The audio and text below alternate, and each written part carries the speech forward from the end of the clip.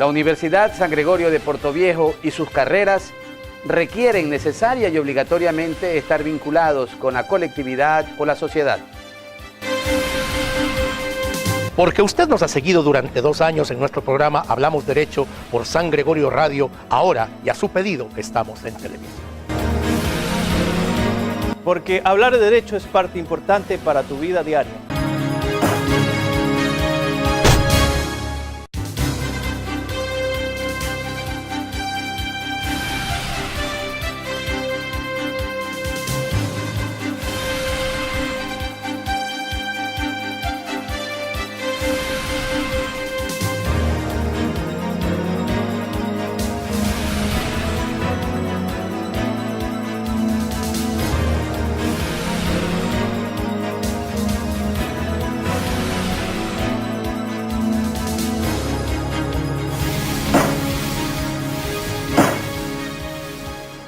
Buenas noches, queridos televidentes. Es un placer estar con ustedes en un programa más de los martes desde las 8:30 de la noche por Canal 30 en Hablamos Derecho. Este programa académico de la Universidad San Gregorio de Portoviejo, formulado por su Escuela de Derecho, que pretende llevarle a usted conocimientos jurisprudenciales profundos, hacerle llegar a usted, pues, un abanico de cuáles son sus derechos, cuáles sus obligaciones, para que usted sepa representarlos y conocerlos con propiedad.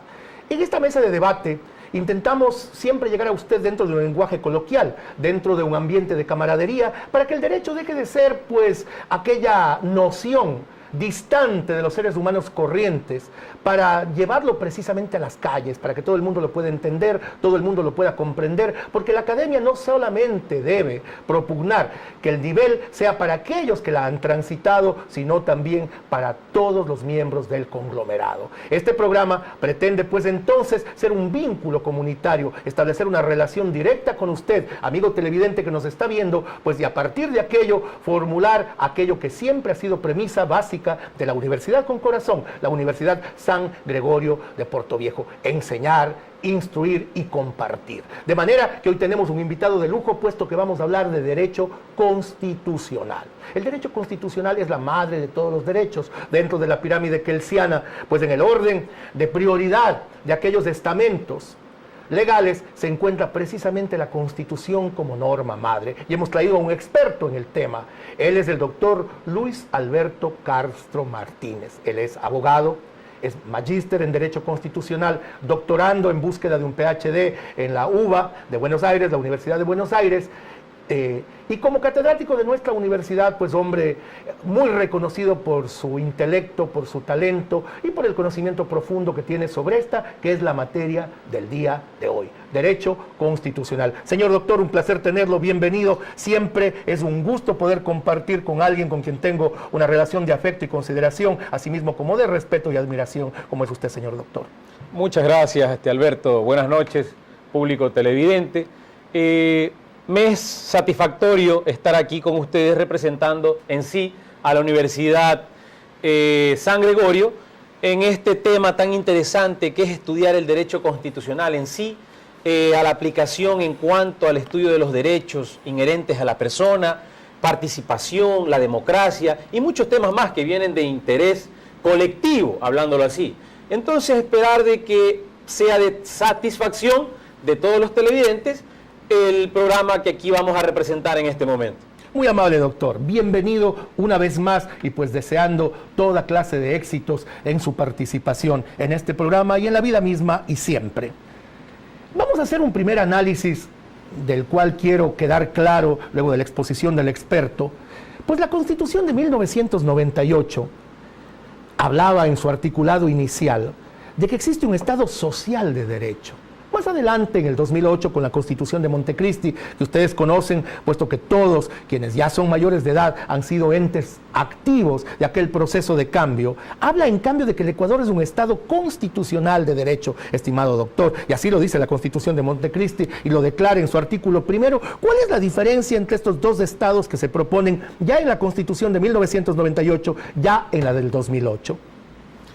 Muy bien, muy buena pregunta, Alberto.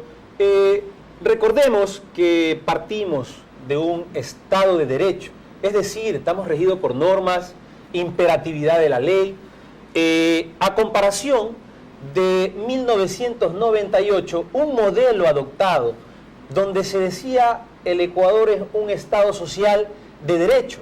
Cabe destacar que este modelo va dirigido hacia el bien social, es decir, bienestar a la ciudadanía en educación, salud, vivienda. Específicamente se enfoca a ese conglomerado social. Mientras tanto que en la actual Constitución del año 2008 se habla de un Estado constitucional de derechos y justicia. Cabe destacar que este en sí va dirigido al respeto primario a la Constitución, conllevando el respeto a los derechos fundamentales existentes en esta Carta Magna, y así dice de justicia, es decir, que exista equidad al momento de impartirla, darle a cada quien lo que se merece en cuanto a la aplicabilidad de esta justicia. ¿No? Está claro decir que son modelos muy particulares, pero todos van hacia un fin que es el bien común. Doctor, entonces usted consideraría que hay un avance de 1998 a la Constitución del 2008, ¿y cuáles serían los elementos básicos en los cuales este avance se genera y es perceptible por sobre todas las cosas para la sociedad? Recuerde usted que la letra puede cambiarse, el papel aguanta todo, y que tengamos una buena Constitución no significa que ésta se esté aplicando. En el plano práctico hemos avanzado de 1998 para acá en el plano constitucional, pero ya en ejecución. Cabe destacar, Alberto, que la Constitución de 1998 daba claros avances, pero en sí en beneficio de unos cuantos y en desmedro de muchos.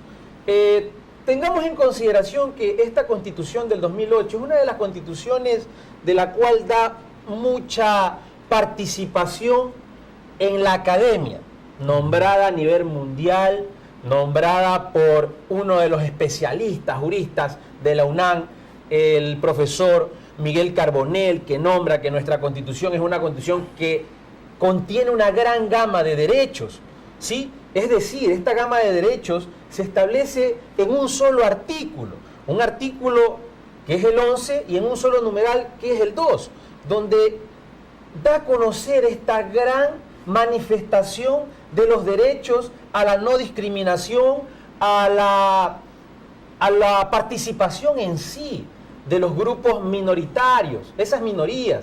En el 2008 fue escuchada esas partes donde antes no eran escuchadas, hablando de los GLBTI, de esos grupos que sufrían esa discriminación. Es decir, total. Los principios de inclusión ya se dan en esta Constitución. Totalmente, ese régimen del buen vivir llama a esa inclusión. Que ya vamos a hablar de él en uno de los segmentos de este Alberto, programa, estimado doctor. Un análisis que se ha hecho y una crítica a la Constitución de 1998, y la anoté aquí mientras preparaba el programa, es que la Constitución del 98 era prolífica más bien en la parte dogmática, pero un poco indolente en la parte orgánica. No establecía mecanismos institucionales para el cumplimiento de esos derechos que ya estaban ahí constituidos. Cierto es que estaban nombrados, cierto es que estaban descritos, pero a la hora de la organicidad, a la hora de ejecutarlos, pues no había el sustento suficiente. ¿Cree usted que en este momento sí la Constitución es ejecutable, puesto que los órganos que llevan a efecto la norma constitucional se encuentran institucionalizados desde un punto de vista práctico? Bueno, cabe destacar que uno de los ejemplos prácticos que te voy a dar, Alberto, es el siguiente. Antes, la descentralización de los gobiernos seccionales, es decir, los GAT, municipios, gobiernos provinciales, consejos provinciales, eran opcionales a la autonomía. Mientras que en nuestra Constitución, una parte en el artículo 1 dice que se gobierna de manera descentralizada y se organiza de manera de república. Es decir, si se gobierna de manera descentralizada, le estamos dando autonomía a esos sectores seccionales. Una pregunta fuera de la ley, sí, estimado Luis Alberto. Los GATS, cierto es, son entes independientes. ¿Han sabido manejar esa autonomía? Saliéndonos un poco del contexto constitucional y yendo al análisis del hombre inteligente, que también tiene participación política, ¿será que los GATS han sabido manejar con eficiencia esa autonomía de la cual se les ha dotado? Bueno, esa libertad que le da, como te lo dije anteriormente, la Constitución, le permite a los GAT tener autonomía, no tanto financiera, sino administrativa. Ellos tienen la facilidad para ejecutar obras, ya no esperar la autorización del gobierno central para ejecutarlas. Ellos tienen que realizar sus proyectos, solicitar y a la vez ejecutarlas. Ya no tienen decir, básicamente intervención mediática de otros sectores para culminar ciertas decisiones en cuanto a obras y decisiones. Muchísimas gracias. Vamos a irnos enrumbando ya en otras temáticas importantes también dentro del campo constitucional, del cual el doctor Luis Alberto Castro Martínez es un experto. Los abogados conocemos quiénes son sujetos de derecho, pero el gran conglomerado, aquellos que nos miran en televisión, no conocen a detalle y cuál ha sido la evolución en cuanto a los sujetos de derecho. Hubo una época donde los sujetos eran simplemente las personas que recibían el beneficio de la égida constitucional, de esta cobertura constitucional. Sin embargo, ahora hay una impersonalidad de los derechos en función de que incluso la naturaleza, sin ser un ente vivo, también es sujeto de tales. Entonces yo quisiera que el doctor Luis Alberto Castro Martínez en este momento nos indique cuáles son los sujetos de derecho vistos desde la Constitución de Montecristi del 2008. Bueno, actualmente nuestra Constitución del 2008, igual que la Constitución anterior, nombra aquellos entes sujetos de derechos, que somos en sí las personas. Hablando de personas, todo miembro de la especie humana, es decir, las comunidades. ¿Sí? Hablando de comunidades, estamos hablando de quiénes, de los pueblos y nacionalidades, es decir, indígenas, montubios, afrodescendientes, etc. De igual manera estamos hablando de los colectivos. ¿Quiénes son los colectivos? Los colectivos son aquellas minorías en cuanto a especificar de grupos, en este caso grupo de transportistas, consumidores, agregaciones, etc. O sea, y además de eso estamos participando o haciendo inicio a un cambio fundamental, que es el derecho al medio ambiente, el derecho de la naturaleza. ¿Qué gran participación tiene la naturaleza dentro de este Estado? Si vivimos de ella, es sujeta de derecho, por supuesto. Muchísimas gracias. Va siendo tiempo de que hagamos una primera pausa para importantes anuncios institucionales, pero seguiremos conversando luego de unos momentos en su programa que la Academia, la Universidad San Gregorio de Portoviejo, la Universidad con Corazón, propone para usted a través de Hablamos Derecho. Por favor, un momento y ya regresamos.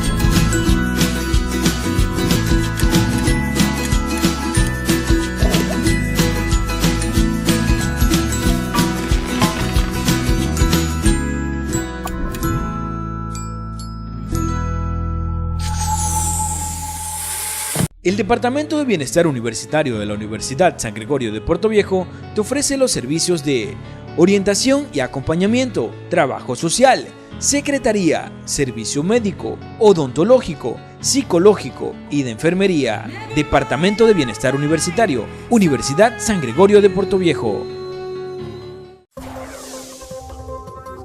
La Universidad por Dentro, el programa de la Universidad San Gregorio de Portoviejo, donde se te informará los acontecimientos de la semana del campus universitario.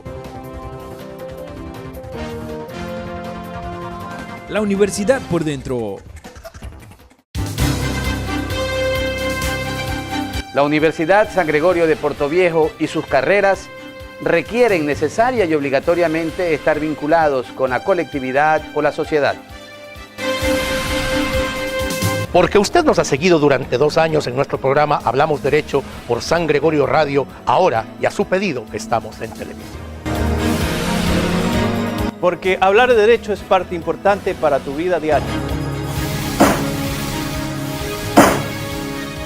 Es un placer nuevamente estar con ustedes para esta segunda parte de Hablamos Derecho. Este programa académico que propone la Universidad con Corazón, la Universidad San Gregorio de Portoviejo, y que hoy está tratando sobre derecho constitucional. Hemos traído a un experto. Él es abogado, es magíster en Derecho Constitucional, está cursando un doctorado PhD en la UBA de Buenos Aires y por lo tanto es el referente que nosotros consideramos adecuado para hablar de esta temática vital, importantísima, determinante en el convivir nacional, como es el abrigo de la Constitución para todos los ecuatorianos. Y hablando de aquel abrigo, de aquella tienda que la Constitución propone como norma básica, como norma fundamental dentro del estro jurídico de nuestro país, pues creo que es interesante que tratemos lo que trae la Constitución a partir de su artículo 12, el capítulo 2, que habla de los derechos del buen vivir. El buen vivir no es un concepto nuevo. Cierto es que es una frase acuñada por el régimen y que comienza a comunicarse, comienza a socializarse a partir de esa plataforma mediática, de esa plataforma de marketing que crea un eslogan que penetra un poco en la mentalidad de quienes convivimos en esta sociedad. Pero el buen vivir como esencia desde siempre ha sido el fundamento de los estados. Desde que el Ecuador adquiere su libertad política después de haberse alejado del yugo español en 1822 y luego de la Gran Colombia en 1830 y se constituye como república, siempre se ha dicho en todas las constituciones de turno que el fundamento básico para crear una constitución es que los ciudadanos tengan derechos y acceso a una vida digna, a una vida saludable, a una vida de provisiones. Pero recién ahora se consigna este concepto, el concepto del buen vivir. Y queremos un poquito irlo desmenuzando, porque el buen vivir no solamente es ese acceso a una vida tranquila, disipada o en paz. Implica el derecho al agua, implica el derecho a la educación, implica que las libertades deben ser plenas. Y en esa medida, señor doctor, el buen vivir es una realidad hasta donde las libertades se disfrutan, se viven y se ejecutan, habiendo una ley, por ejemplo, una ley de medios, que en muchos momentos no permite que directa y abiertamente se exprese el criterio de un presentador, por ejemplo, de televisión, que luego puede ser proscrito, pese a que en el ámbito constitucional deberíamos tener aquella libertad plena que yo invoco. ¿Es el buen vivir una realidad o simplemente una utopía? Bueno, Alberto. Específicamente hablar del buen vivir, en la actualidad estamos hablando de un derecho, Así es. de derechos del buen vivir.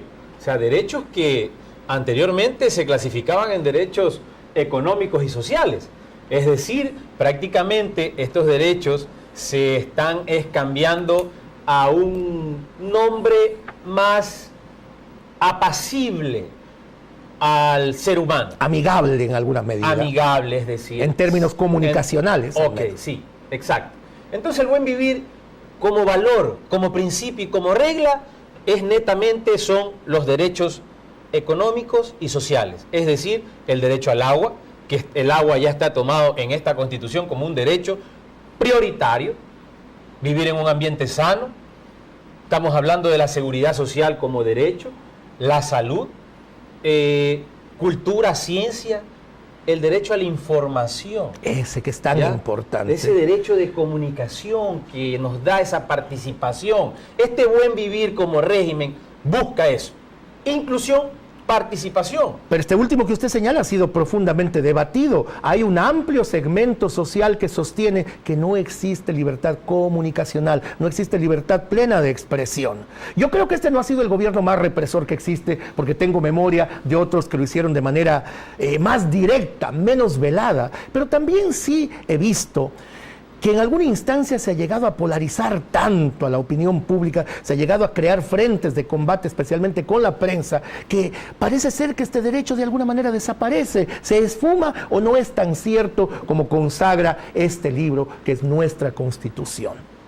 Muy claro está, mi estimado Alberto, en hacerte conocer de que muchos son políticos. Yo no soy político, nunca he participado en política y específicamente he notado cierto límite a la comunicación, pero este límite evita a que ciertas personas transmitan y abusen excesos en cuanto al nombre, al buen nombre de la persona, ¿sí? Que es protegido no solo en nuestra Constitución. Por supuesto, no se puede denostar a una persona a pretexto totalmente de libertad de expresión. A ver, cuando yo era niño observaba la prensa, ¿y qué decía la prensa?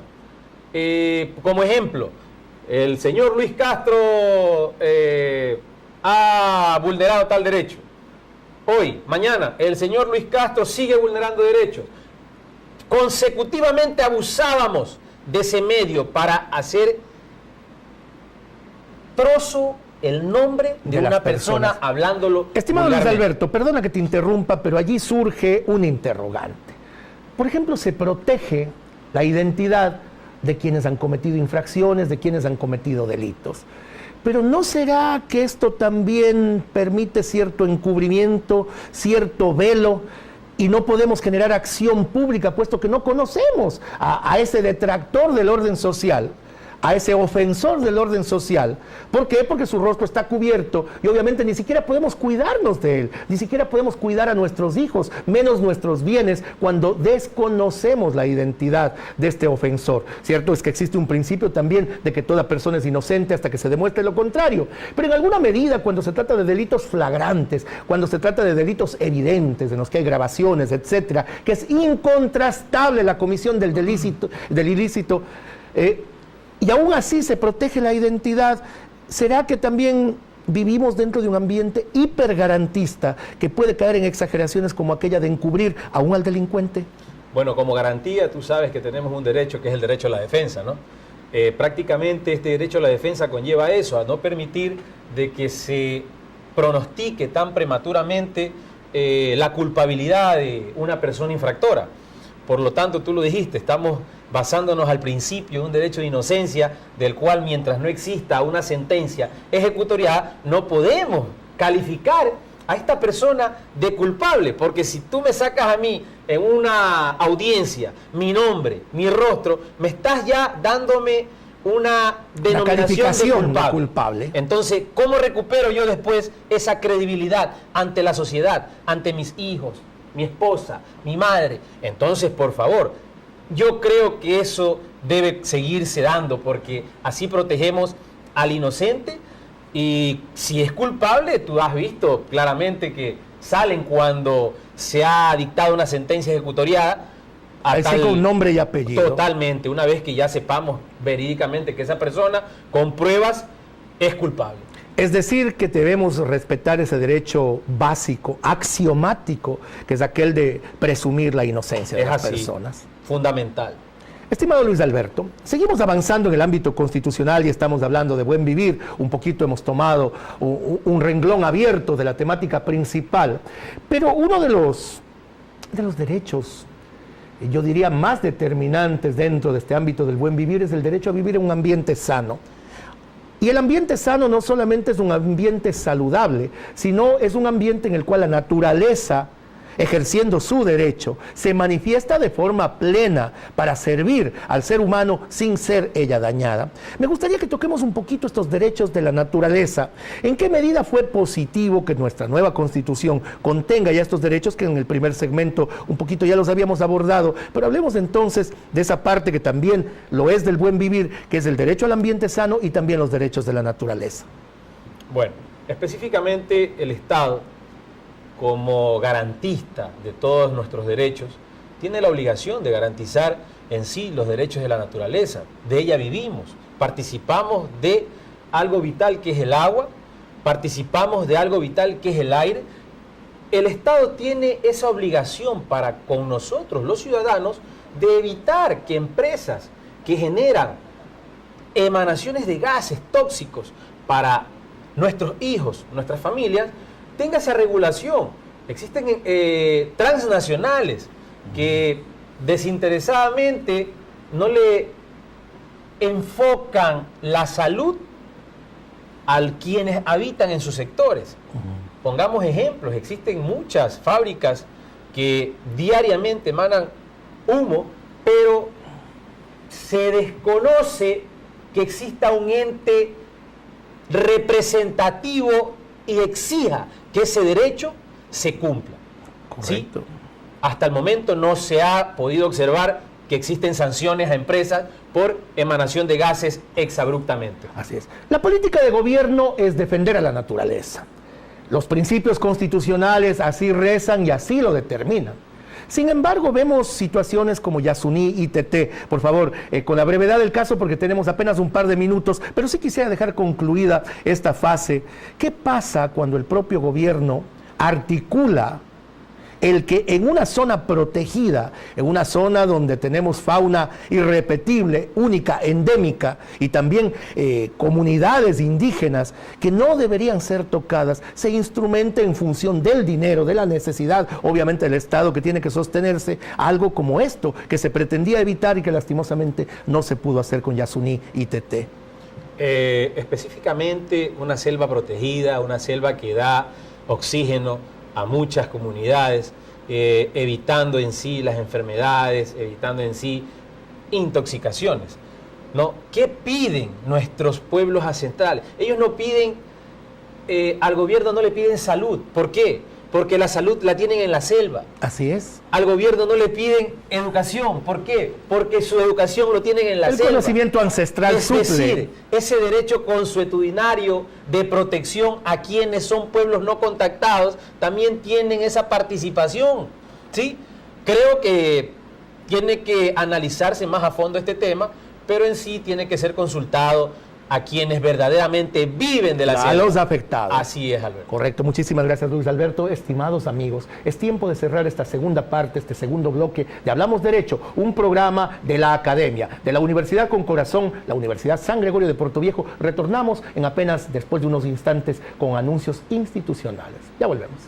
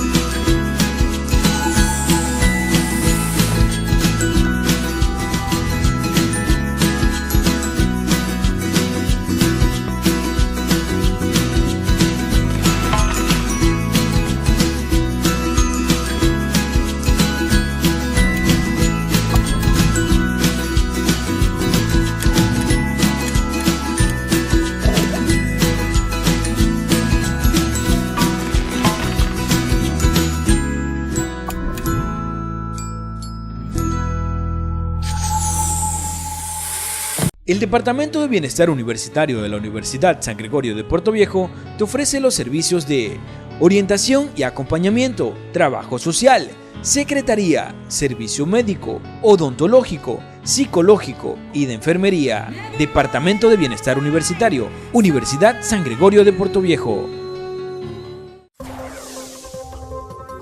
La Universidad por Dentro, el programa de la Universidad San Gregorio de Puerto Viejo, donde se te informará los acontecimientos de la semana del campus universitario. La Universidad por Dentro. La Universidad San Gregorio de Puerto Viejo y sus carreras requieren necesaria y obligatoriamente estar vinculados con la colectividad o la sociedad. Porque usted nos ha seguido durante 2 años en nuestro programa Hablamos Derecho por San Gregorio Radio, ahora y a su pedido estamos en televisión. Porque hablar de derecho es parte importante para tu vida diaria.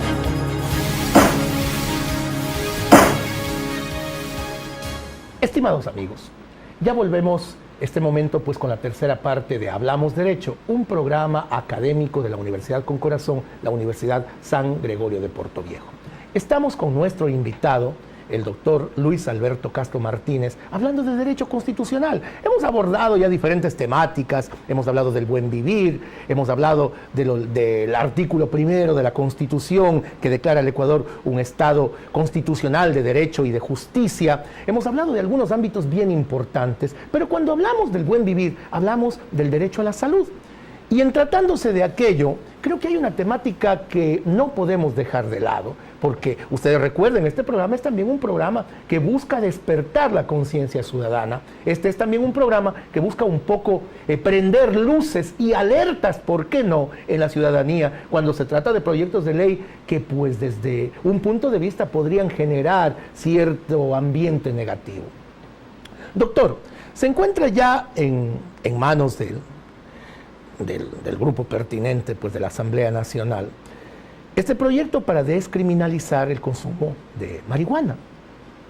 ¿Hasta dónde cree usted que podría ser beneficioso? Entendamos dos posturas. La una, la marihuana vista desde el orden medicinal, en medida de que el tetrahidrocannabinol, que es la sustancia constitutiva de la marihuana y aquella que produce el efecto narcótico y también este efecto psicotrópico, también tiene serios efectos medicinales, puede ser tan poderosa como la morfina. Recordemos que los derivados morfínicos, los opiáceos, están desde hace mucho tiempo en la mayoría de los fármacos. Por ejemplo, los fármacos para el dolor, aquellos de acción central, no los de acción periférica, porque ellos más bien son antiinflamatorios que también inhiben el dolor al inhibir la síntesis de prostaglandinas. Pero en cambio, los analgésicos de acción central, tipo tramadol, tipo ketorolaco, son opiáceos. Es decir, el opio se viene usando en la farmacología contemporánea desde hace mucho tiempo. La marihuana tiene similares efectos, efectos relajantes, efectos tranquilizantes, efectos terapéuticos, efectos contra el dolor.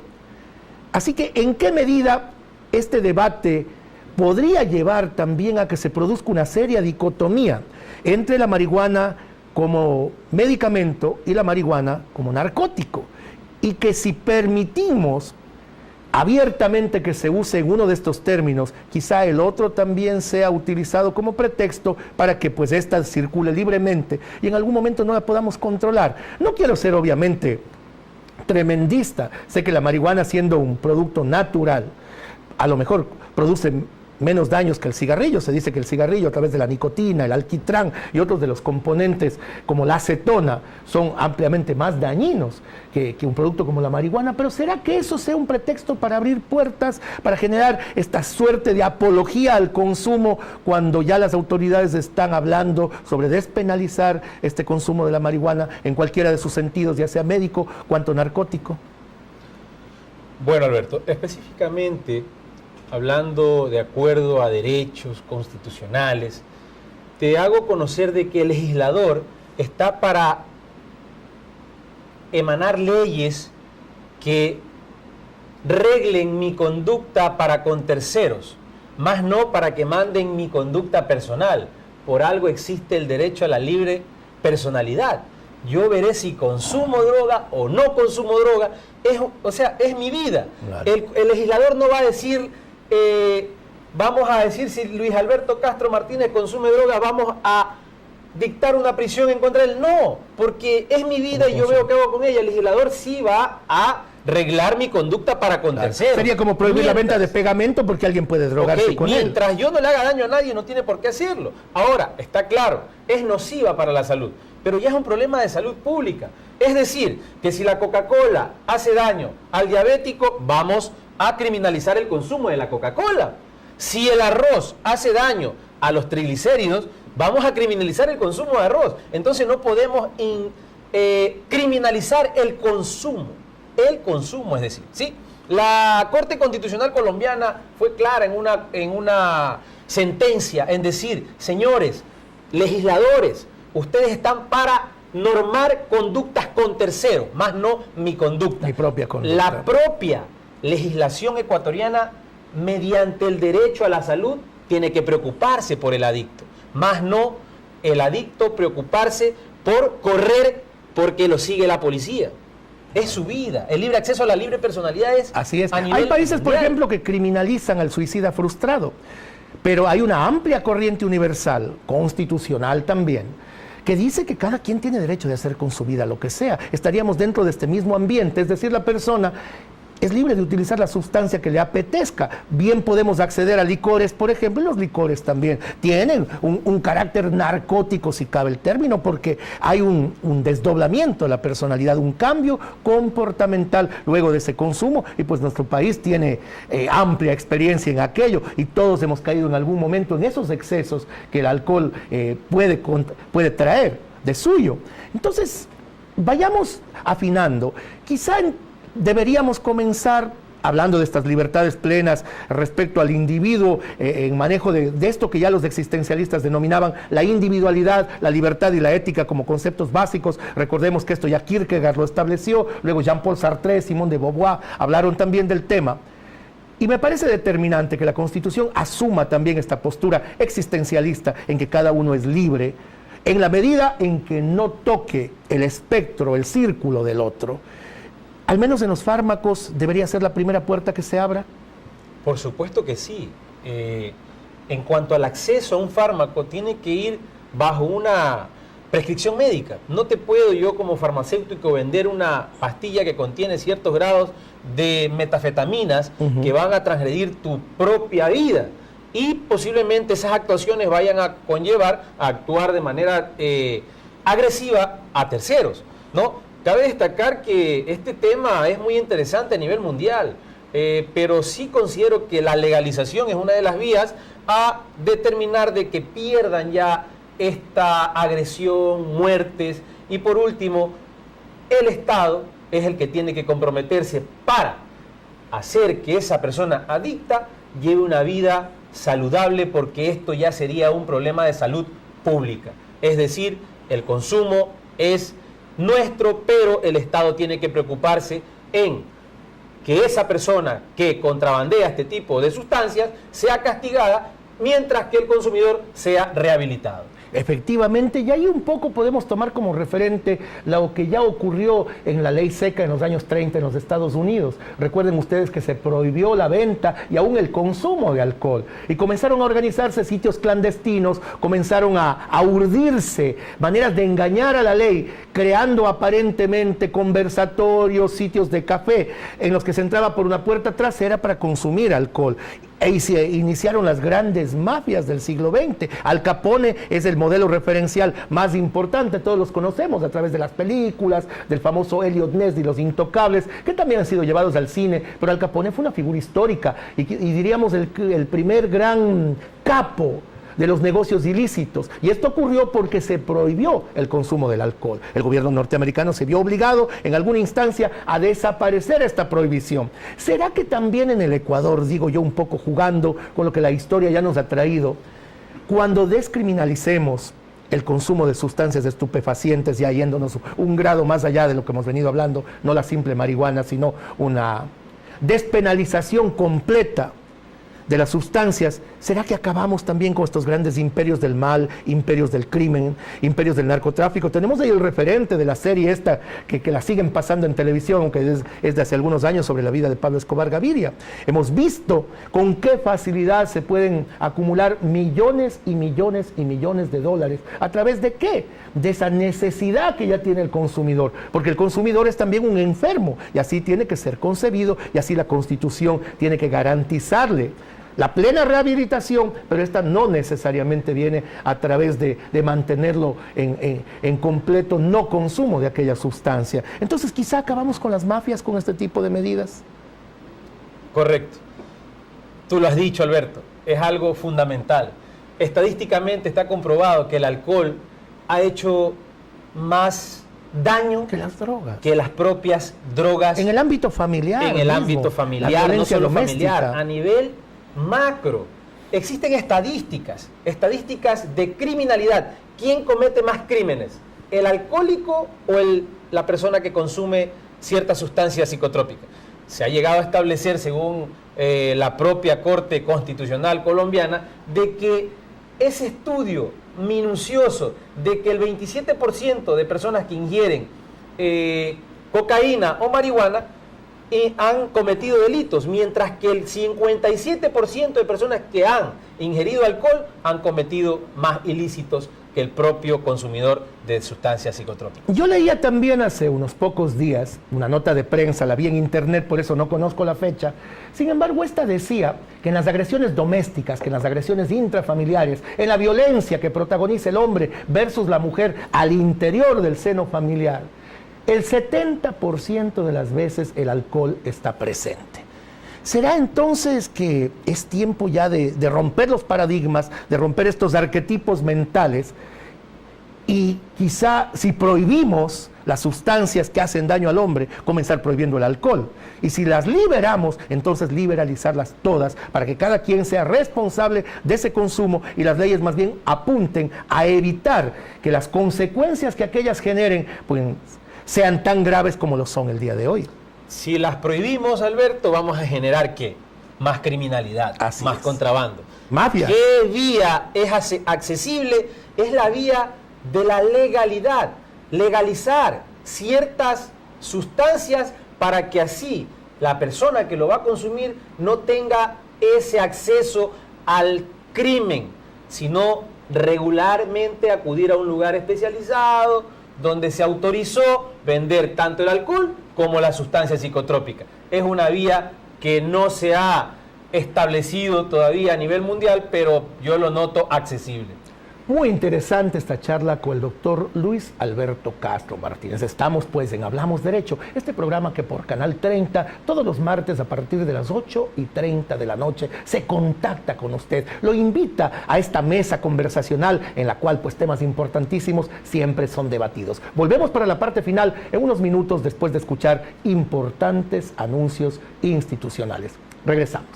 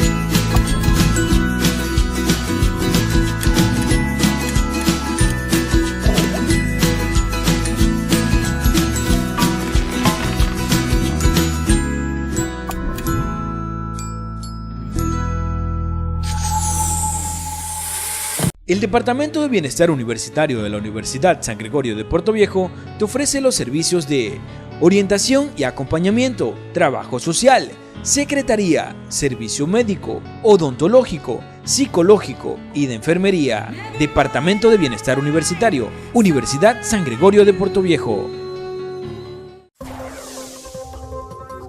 La Universidad por Dentro, el programa de la Universidad San Gregorio de Puerto Viejo, donde se te informará los acontecimientos de la semana del campus universitario. La Universidad por Dentro. La Universidad San Gregorio de Puerto Viejo y sus carreras requieren necesaria y obligatoriamente estar vinculados con la colectividad o la sociedad. Porque usted nos ha seguido durante 2 años en nuestro programa Hablamos Derecho por San Gregorio Radio, ahora y a su pedido estamos en televisión. Porque hablar de derecho es parte importante para tu vida diaria.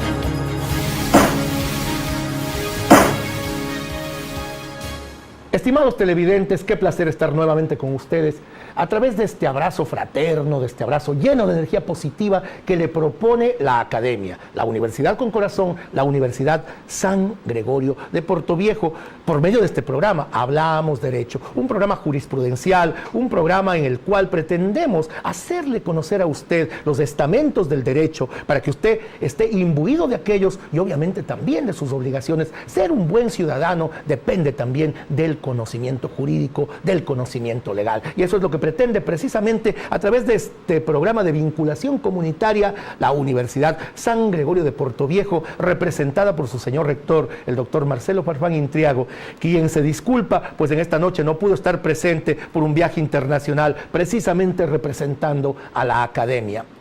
Estamos con el experto en Derecho Constitucional, el doctor Luis Castro Martínez. Él es abogado y también es magíster en Derecho Constitucional, como ya lo dijimos, y está cursando un PhD en la Argentina para pues cada vez acumular mayores conocimientos, y esperamos que después de este doctorado siga aceptando nuestras invitaciones también para debatir estos temas tan interesantes.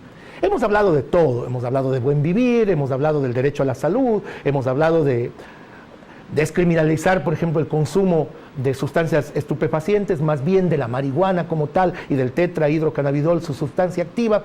Y hemos ido conociendo pues temáticas, yo diría, de momento actuales, importantes, pero por otra parte también vamos metiéndonos un poquito de cabeza en el ámbito constitucional puro, para que usted sepa que este libro, que con tanto trabajo, esfuerzo y costo fue redactado, tiene precisamente que ponerse en práctica para que tenga validez plena.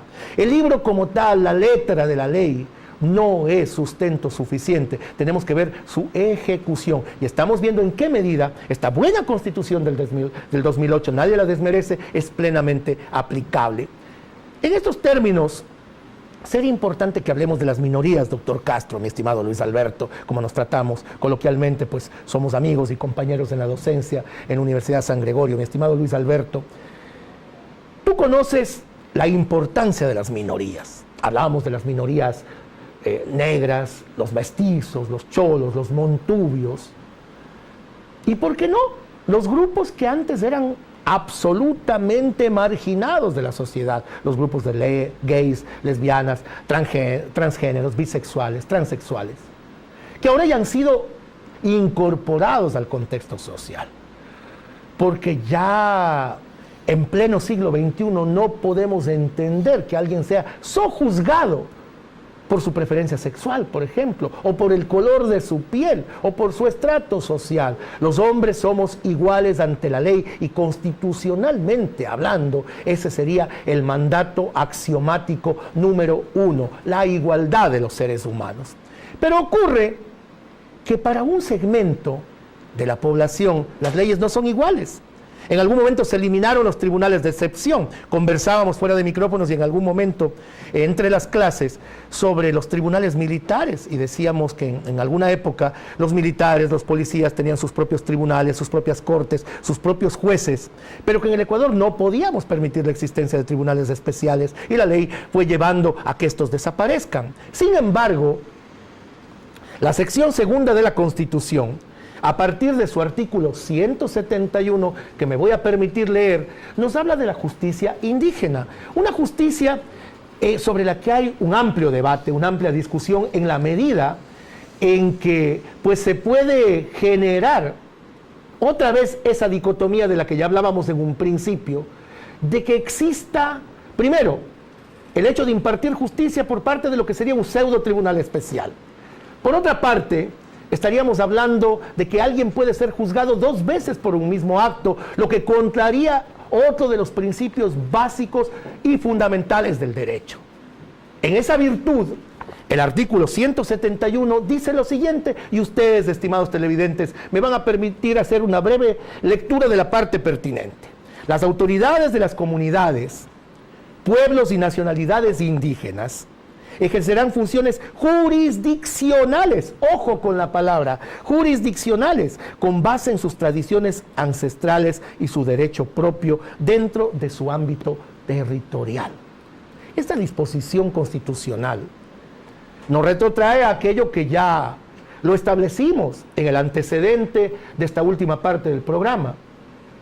¿Es la justicia indígena, doctor Castro, necesaria? ¿Es justa, por otra parte, redundando en el término que la nomina? ¿Y será o dará lugar a que en algún momento se haga un doble juzgamiento por un mismo hecho, o que se lleguen a cometer excesos en su nombre? ¿Qué opina usted, estimado doctor, acerca de la justicia indígena? Alberto, hablar de justicia indígena estamos refiriéndonos a una justicia especial, a una justicia dirigida en sí al respeto de aquel derecho consuetudinario. Es decir, ese derecho consuetudinario se refiere al respeto a sus costumbres ancestrales. Ese es el real efecto de esta justicia indígena. ¿Ya? Esta justicia cumple ¿con qué? ¿Con qué fin? Sanar a esa persona infractora. Constitucionalmente se da carta abierta a ese juzgamiento que se debe respetar desde la cosmovisión de sus costumbres. Son pueblos de los cuales siempre han existido una justicia sanadora, es decir, que tiene un efecto sancionador, rehabilitador, un efecto del cual esa persona se va a reinsertar nuevamente a esa sociedad. Actualmente esa justicia tiene una comparación muy dúctil al campo ordinario, porque allá no existe el encierro permanente, es decir, sancionar a alguien por 20 años mientras ellos solo le dicen serás expulsado de la comunidad toda la vida. Más no ese efecto sancionador, discriminatorio, que para ellos es algo terrible, fundamentalmente. Estimado Luis Alberto, pero hagamos otro análisis. Se ha visto en la aplicación de la justicia indígena invocada en el artículo 171, que en su parte segunda dice que el Estado garantizará las decisiones de la jurisdicción indígena. Se han visto vejámenes, se ha visto tortura. El Estado ecuatoriano, a través de la norma constitucional, declara que la tortura, declara que los vejámenes ejercidos sobre un ser humano están fuera del contexto de la ley madre. Hablábamos de la pirámide gelsiana, hablábamos del orden, y la Constitución como ley madre, como norma fundamental, trae como principio elemental aquello, pues este respeto a la dignidad de las personas, a su sanidad física, si el término se me permite. Y con la justicia indígena, pues muchas veces se han llegado a estos excesos, repito, vejámenes y tortura. ¿Hasta qué medida debe permitirse que la justicia indígena llegue? Ya, la justicia indígena tiene su propio derecho, como te lo dije anteriormente. Ellos al sancionar no sancionan por decisión de una persona. Ellos tienen un debido proceso, hablándolo así. Ese debido proceso, realizan una investigación, se reúne la asamblea, existe el consenso con toda su comunidad, tiene participación activa, en esencial las mujeres, dice el artículo 171, y además el Código Orgánico de la Función Judicial protege. Artículo 343, es decir, que ninguna autoridad podrá entrometerse en decisiones de justicia indígena, hablándolo así. Ninguna autoridad puede intrometerse. Está claro decir que ninguna persona puede ser juzgada 2 veces por la misma causa. Si ya fue juzgada por la justicia indígena, no puede ser juzgada por la justicia ordinaria. Existen 2 casos fundamentales que se encuentran a nivel internacional estudiados. Caso La Cocha 1 en el año 2002 y caso La Cocha 2 en una comunidad donde existió un homicidio, de que la Corte Constitucional ecuatoriana da su fallo en manifiesto de que podrán juzgarse todos los delitos que se cometan dentro de su territorio, con excepción de delitos contra la vida. El Estado protege la intromisión de otras autoridades ante aquella justicia. Ahora podemos decir que bajo un control de constitucionalidad permiten de que no sean juzgados los delitos contra la vida en este caso. Luis Alberto, pero si le damos a los indígenas esta prerrogativa excepcional, ¿no será acaso que los pueblos negros también querrán regirse con la regla de Ochá y los principios del candomblé? Y en base a lo que disponga Babalú Ayeo, Changó, Yemanyá o todos los orishás de su universo teológico, comenzar a instrumentar también los castigos que este tipo de etnias tenían para aquellos infractores? Entonces los negros también van a querer su propia reglamentación, los indígenas ya la tienen, y cada grupo pequeño, cada grupo minoritario, que ya están obviamente plenos de derechos con esta Constitución, en algún momento podría pretender que también se reconozcan sus derechos ancestrales, cuando ya vamos terminando este programa, mi estimado Luis Alberto. Está claro decir que la Constitución solo te nombra en efecto a la justicia indígena, más no a las comunidades afrodescendientes o montubias. Que tienen también tienen el mismo su propia derecho, tradición. tienen sus tradiciones, pero no tradiciones como esta, que son de la ortiga, de la abuelada, de la sanción sanatoria, pero en efecto no especifica nuestra Constitución de que exista justicia afrodescendiente o justicia ¿Qué pasará montuya si los en pueblos este efecto? negros, de manera muy corta, muy sucinta, muy sumaria, pretenden también que se les asigne un derecho similar al constituido en el 171? Bueno, como la Constitución mismo dicen que los derechos son progresivos, no regresivos. Son ascendentes. Si ellos no tuvieron esas costumbres, no la van a tener ahora. ¿Sí? No podemos decir, como tiene derecho a ortigar esta persona a otra. No, ese derecho es ancestral, viene de años. No podemos retroceder los derechos, tenemos que seguir hacia adelante. Los derechos son de manera progresiva. Artículo 11 es claro en nombrar la efectividad de nuestros derechos en nuestra sociedad. No tenemos que menoscabar este efecto jurídico trascendental y fundamental en beneficio de nuestros derechos, Alberto. Así es, mi querido Luis Alberto, pero recordemos que en los quilombos negros se practicaba un tipo de justicia único y que es también ancestral y es tradicional. Lastimosamente el tiempo nos ha quedado corto, estimados televidentes. Ustedes han visto que en este programa de vinculación comunitaria de la Academia de la Universidad con Corazón, la Universidad San Gregorio de Portoviejo, siempre llevamos a usted, en primer término, invitados que conocen profundamente las temáticas propuestas y por otra parte, establecer este vínculo, establecer esta línea de contacto, este puente que permita que la ciudadanía y la academia se integren. Ha sido un placer estar con ustedes, disculpando nuevamente pues la inasistencia del señor rector, que se encuentra en un viaje para representarnos pues en el exterior con toda la altura con la que él siempre suele hacerlo pues en la academia de otro país. Ha sido un gusto estar con ustedes, una muy buena noche, doctor Castro, pues siempre un placer tenerlo y esperamos nuevamente contar con su valiosa presencia en este mismo foro. Muy buenas noches, muchas gracias por todo, estimados televidentes, nos vemos el próximo martes. Recuerde que retransmitimos por San Gregorio Radio 106.1 los días sábados a partir de las 12 del día. Buenas noches.